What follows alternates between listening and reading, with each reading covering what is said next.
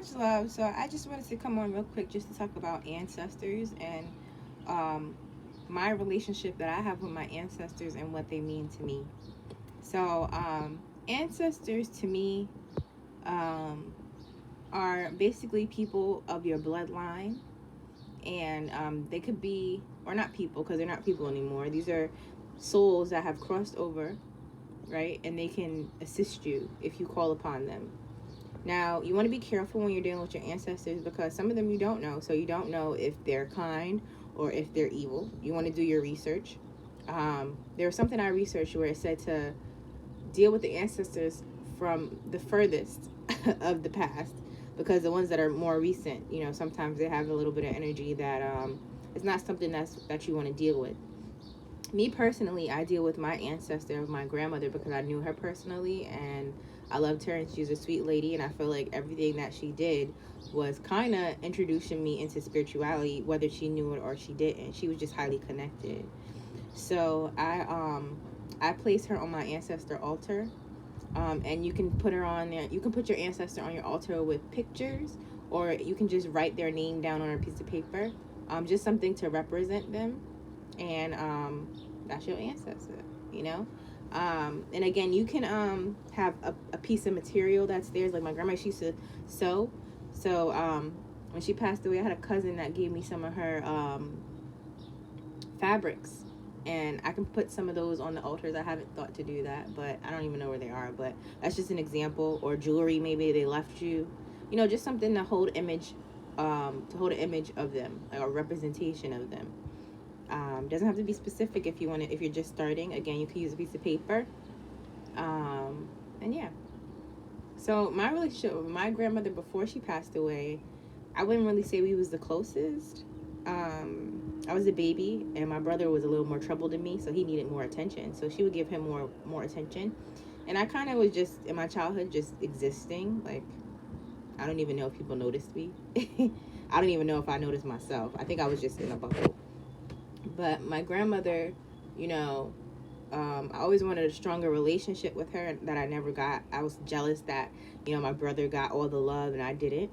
So when she passed away, I was actually very, very sad that she passed away, and I felt like I didn't do enough. I was older by this time. I think it was like 16, 17.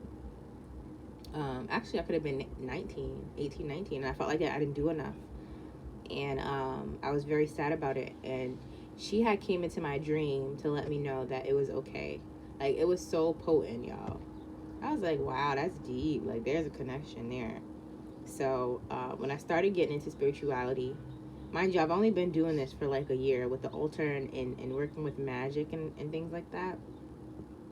When I started my altar, I knew I had to put her on there. I just knew, like, everything she did, like from her cooking, from her gardening, to her sewing, her being self-sufficient, like, I felt it to be so spiritual. She was into the church, and all that stuff. So I had to put my grandmother on my altar.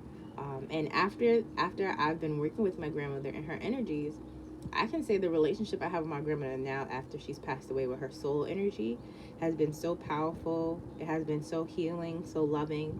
She's really been there for me, y'all. I'm not gonna front. Like, if anybody's watching my back, my grandma is watching my back heavy. And another thing that made me want to put my grandmother on my altar was when I used to go to church. I was a Christian, and they had prayed over me. Like, I didn't get prayed over often. I'm like, why am I not getting prayed over? This is like so whack. Like, my crazy brother, he would get prayed over constantly. Oh yeah, you gonna be a preacher? I'm like, damn, nobody gonna tell me what I'm gonna be. But now I understand why they don't want to tell me what I'm gonna be, because I'm not of the church.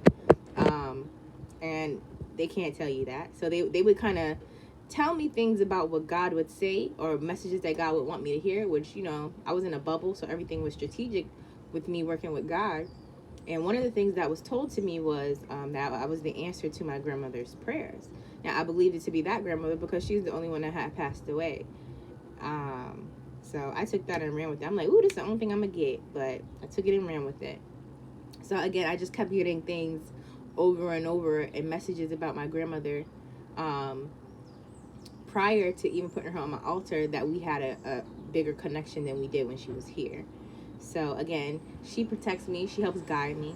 You want to deal with your ancestors before you work with deities, because your ancestors are the one who love you and hold you down. And they're going to help, since they're already there, like they're already on the other side, they're going to help guide you through certain obstacles and to certain deities and away from certain deities. They're just protection.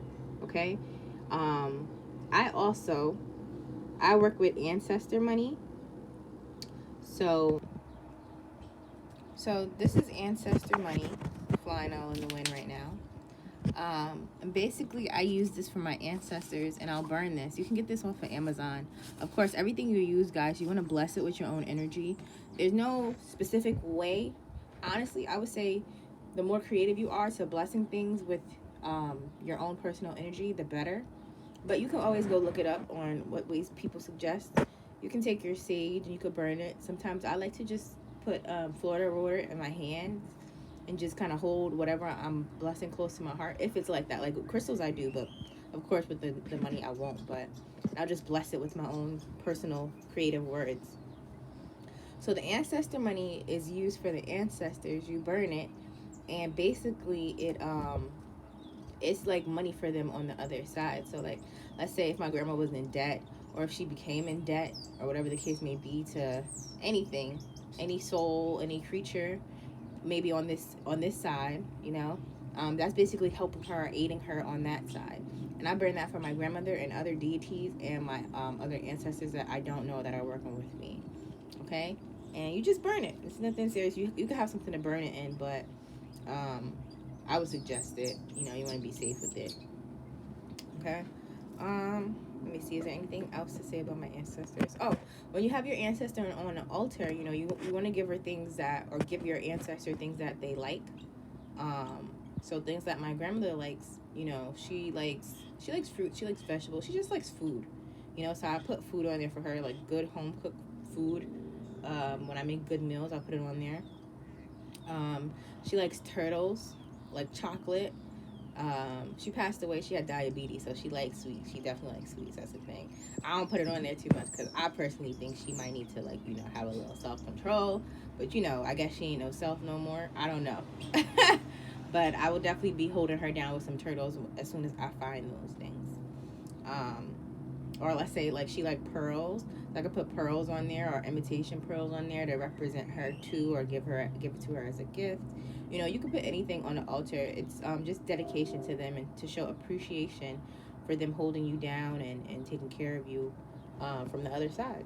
Even if they was here, just I give thanks. It could be somebody that you might have lost recently too. You can burn ancestor money for them too. You could also put them on your altar. Again, you just want to be aware of their energy and what you're bringing upon to you. Okay, because everything is energy. It's not anything to be afraid of.